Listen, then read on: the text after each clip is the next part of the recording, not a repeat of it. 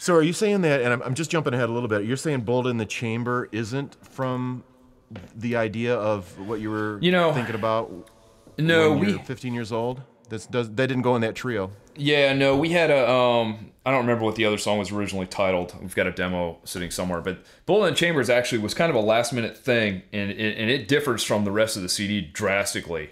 Yeah, right. And Yeah. that's John. John Ellers. John Ellers is super talented. He's our guitar player, and he's really into what he's doing, and he's very articulate about everything. I mean, the guy is, like I said, we've had some real creative knockout Yep. fights, and he gets into this. He started getting into a lot of the computer type of stuff. I mean, everything on that is pretty much computer, I think. And then Chief came, maybe put a bass line on it, and then guitar, all the drums and all that other stuff, all computer stuff, and he did this as kind of an experimental thing. And it was fairly last minute because we had a bunch of other songs that were sitting around that we wanted to put on the CD, but I was just really having, I listened to them and I loved them and I was getting into the music, but I was having trouble just kind of finding the right stuff to put to the song. I was like, this isn't going to make it out in time for the CD. I said, and they're really good songs. So they're, like I said, they're maybe going to the second CD,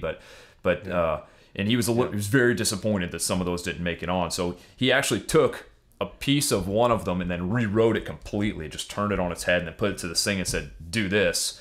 And that actually sparked a little bit of something, and then he came over as we were tracking the CD and as we were mixing it down here at Sonica Studios in Atlanta, and we were here for several days. We're in and out for several months doing that, but he was here one night as we were finishing it up, and he goes, let's just finish writing this song, and so we sat here and did it, and that is just kind of simply a concept, and we wrote it. There's no emotional attachment to that song at all. That's something is like, hey, you know what, this riff is just badass. Let's put it in here, and let's let's write this. Like I said, we came up with a couple lines and said, hey, this kind of leads me to kind of last man on earth type thing.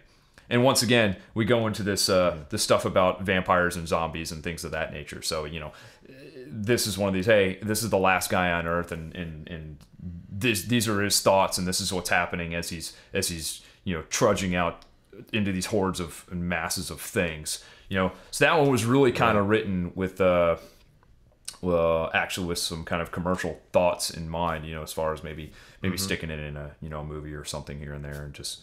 So it's a lot, like I said, it's a lot less emotional and figurative than any of the other stuff on the CD. It's just something that John and I pretty much, he had the words, or he had all the music, and we arranged it a little bit that night and sat down here and drank some beer and just sat in quiet for hours going, this line sucks.